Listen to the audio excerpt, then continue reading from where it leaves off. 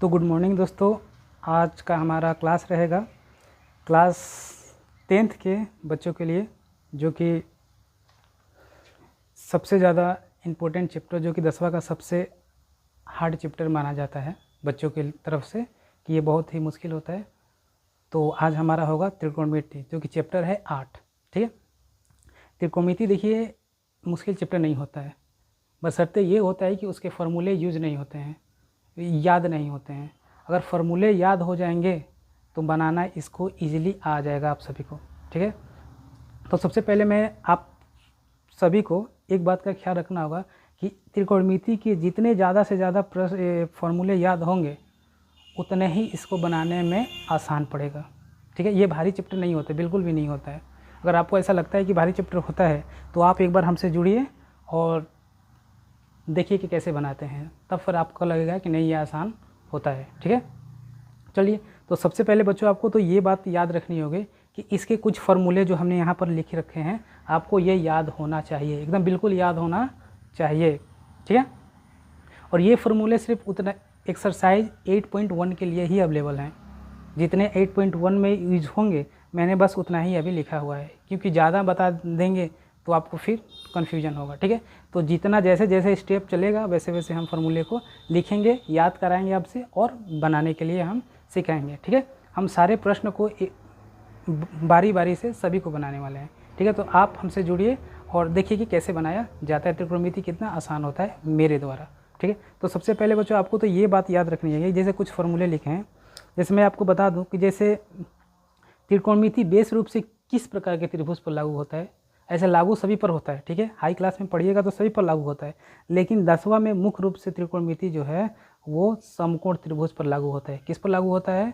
तो समकोण त्रिभुज पर लागू होता है, याद रखिएगा।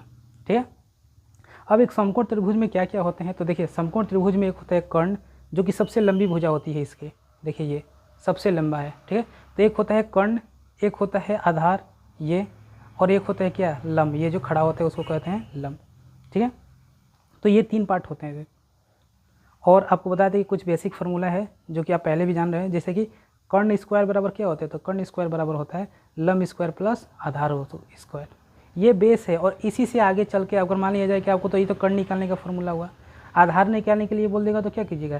तो लंब को इसमें से घटा देंगे। लंब निकालने के लिए बोलेगा तो क्या करेंगे? तो आधार को इस साइड ला जाके घटा देंगे, क्योंकि इस साइड ये प्लस में है, इधर जाएगा तो कम हो जाएगा, माइनस में हो जाएगा। ठीक है, तो उस हिसाब से मैंने एक ये फॉर्मेट लिख दिया है, जैसे कि एच स्क्वायर बराबर p square plus b square, जो कि कहा जाता है। जैसे कर्ण को क्या कहा जाता है? एच, हाइपोटेनस परपेंडिकुलर लंब को, और आधार को कहा जाता है बेस। तो इस हिसाब से ये वाला मैंने लिखा है। अब जैसे आपको मैंने यहाँ बताया था कि लंब अगर निकालने के लिए बोल दे तो क्या कीजिएगा? लंब निकालने के लिए बोल देगा तो आधार इधर प्लस में है, इधर से हटाएंगे तो इधर जाएगा माइनस में, यानी कर्ण स्क्वायर माइनस आधार स्क्वायर वही होगा। आज जब स्क्वायर हटेगा तो क्या होगा? अंडर रूट चढ़ेगा।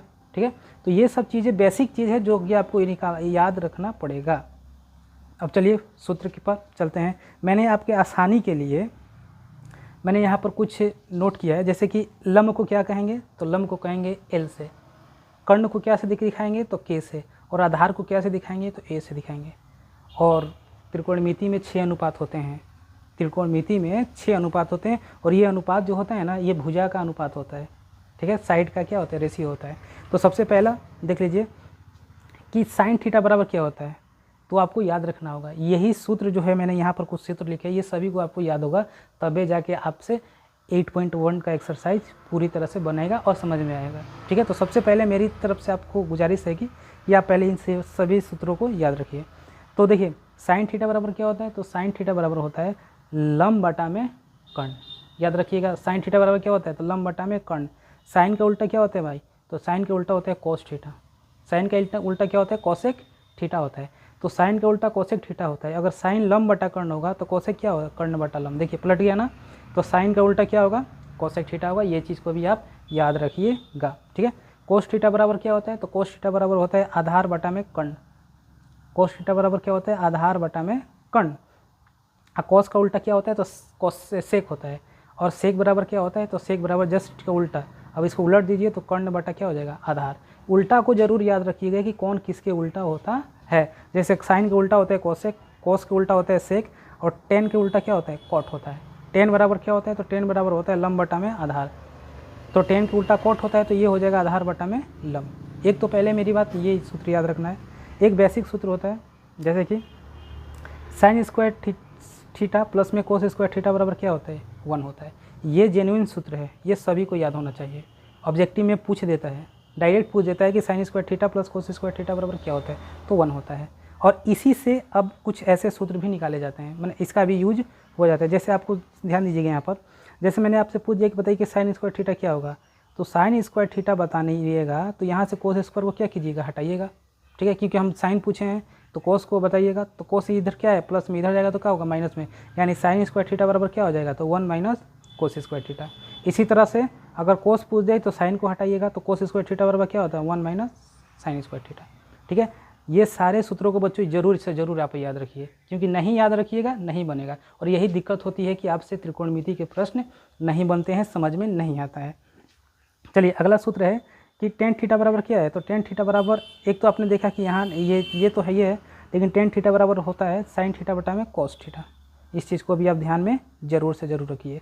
एक सूत्र है कि सेक स्क्वायर थीटा बराबर क्या होता है, तो सेक स्क्वायर थीटा बराबर होता है 1 प्लस tan स्क्वायर थीटा। ये इंपॉर्टेंट है और इसको ज़रूर से ज़रूर आप याद रखिए कि सेक स्क्वायर थीटा बराबर क्या होगा भाई, तो 1 प्लस tan स्क्वायर थीटा। अब इसी से निकल जाएगा क्या, tan चला जाएगा इधर तो हो जाएगा sec square theta minus tan square theta बराबर क्या, 1।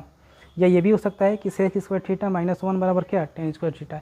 ये सभी के सभी कोई नया सूत्र नहीं है, बल्कि ये यहीं से बनता है, इसी से बनता है। इसी तरह से ये वाला है कि कोसेक स्क्वायर थीटा बराबर क्या होता है, तो 1 प्लस कोट स्क्वायर थीटा।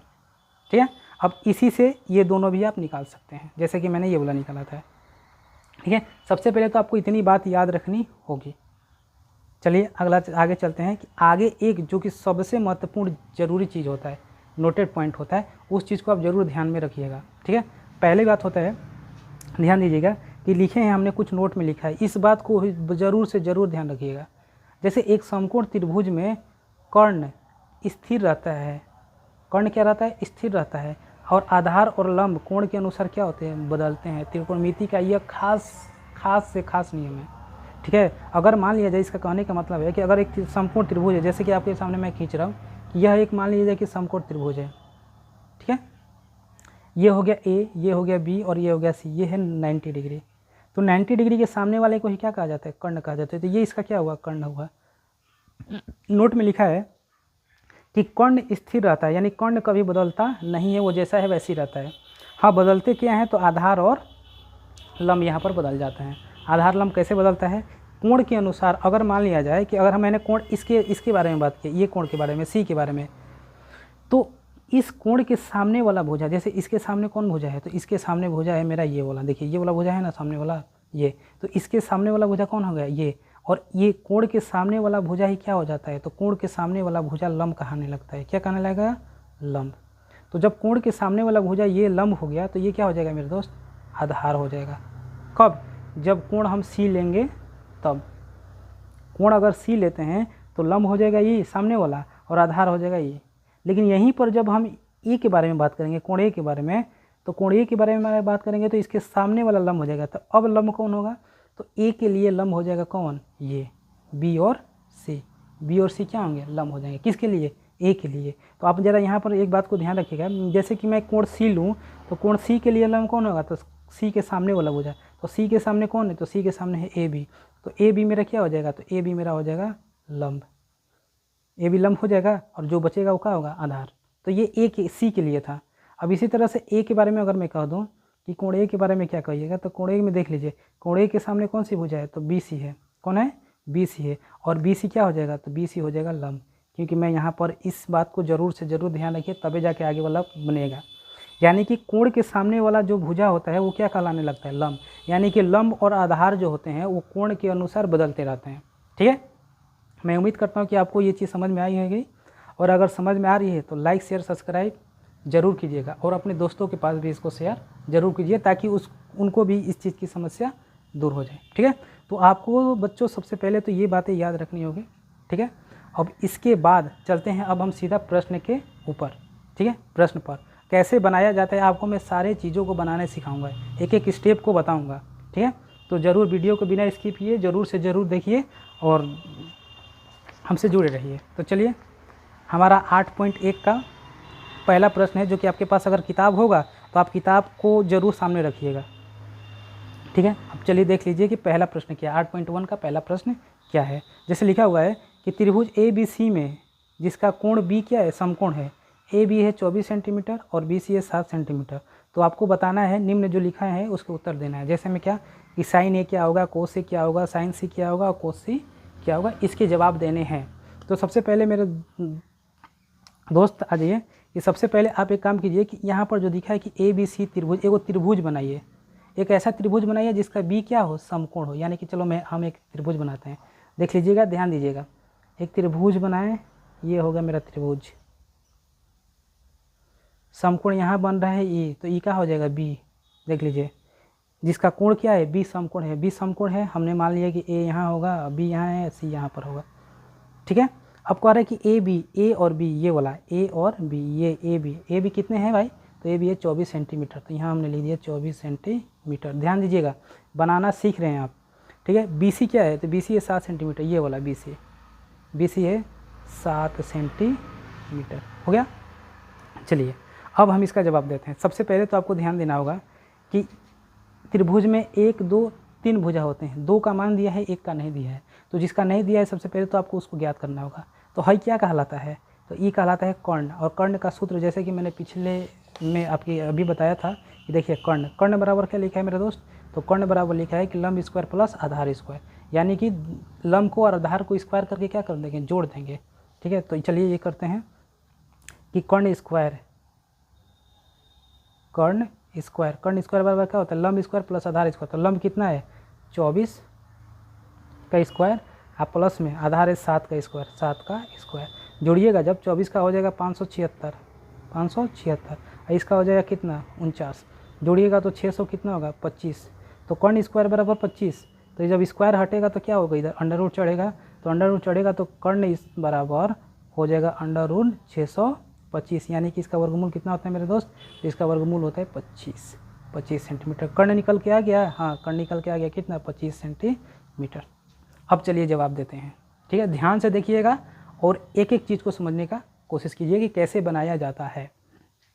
अब चलिए, जैसे यहाँ पूछ दिया कि साइन ए क्या होगा, तो सबसे पहले तो आपको बताना है कि साइन ए, फॉर्मूला पहले लिखिए कि साइन बराबर होता क्या है। तो जैसे कि मैंने पिछले में अभी जस्ट बताया है कि साइन बराबर मेरा होता है सर लंब बटा में का कर्ण, लंब और कर्ण, लंब बटा में कर्ण। तो साइन ए है तो ये भी होगा का लंब बटा में कर्ण होगा। अब साइन ए पर चलते हैं, ए पर, ए ना ए है, ध्यान दीजिएगा, ए है, हाई ए है, ए कोण ए है ई, कोण ए है ई। तो ए के सामने वाला भुजा क्या होगा, लंब होगा। जैसे कि मैंने अभी जस्ट बताया था आपको कि कोण के सामने वाला भुजा क्या होता है, लंब होता है। तो ए लेंगे, ए के बारे में बात कर रहा है, तो ए के सामने वाला भुजा कि कौन है, बी सी, कितना 7 सेंटीमीटर। तो यही 7 सेंटीमीटर मेरा क्या होगा, लंब होगा। तो लंब कितना हो गया, तो लंब हो गया 7 सेंटीमीटर, तो लंब हो गया 7 सेंटीमीटर, ठीक है। सूत्र में क्या है, बटा में कर्ण, कर्ण तो यही रहता है जो रहता है 25 सेंटीमीटर, यानी क्या होगा ये 25, यानी कि 7 बटा में 25। यानी साइन ए का मान कितना आया मेरे दोस्त, तो 25, 7 बटा में 25, ए का आंसर आपका आ गया, ठीक है। उसी तरह से चलिए कॉस ए बराबर निकालते हैं। तो कॉस ए बराबर क्या होगा, तो कॉस बराबर होता है सूत्र, जैसे कि आपको मैंने यहाँ पर बार बार दिखा रहे हैं हम कि कॉस बराबर होता है आधार बटा में कर्ण, आधार बटा में कर्ण। जैसे कि यहाँ पर ए है तो ए के सामने वाला भुजा क्या होगा, लंब।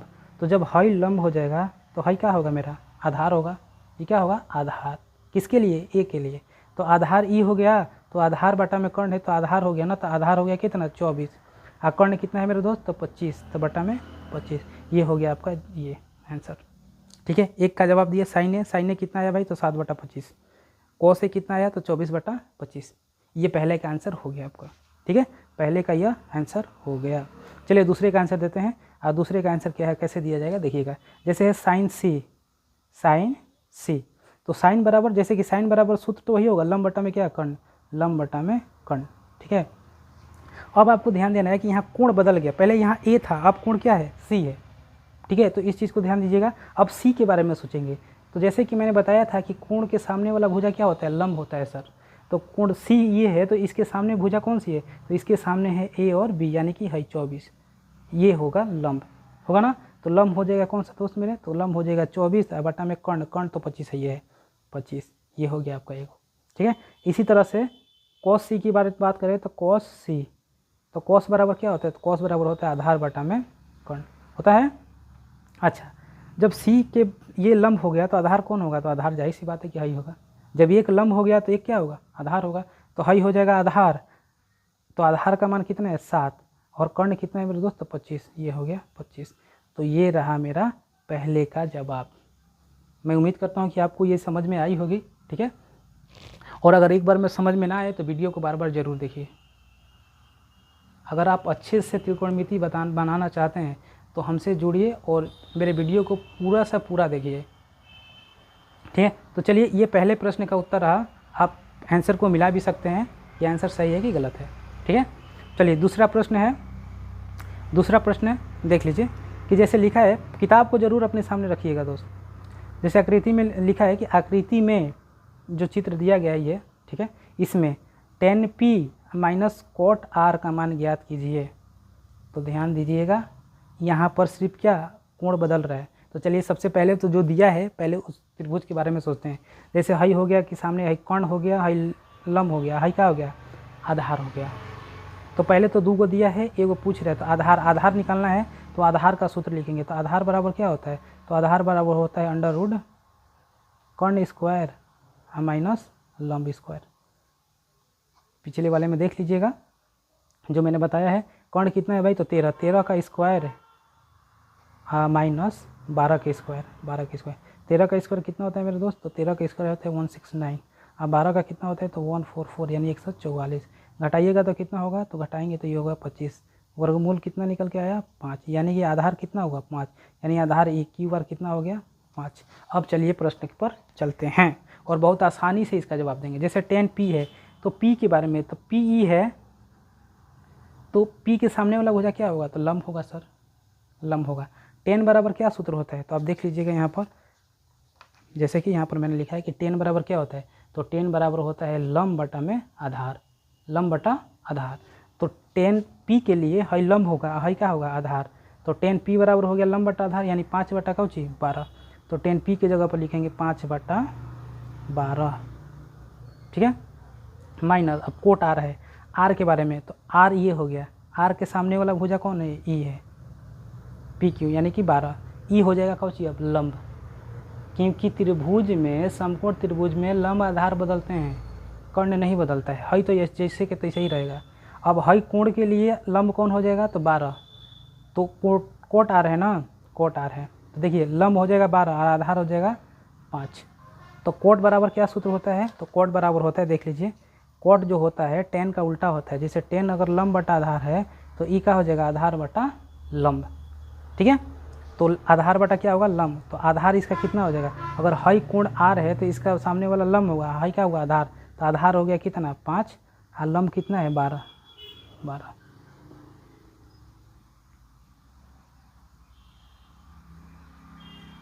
ठीक है, मैं उम्मीद करता हूँ कि आपको ये समझ में आ रही है।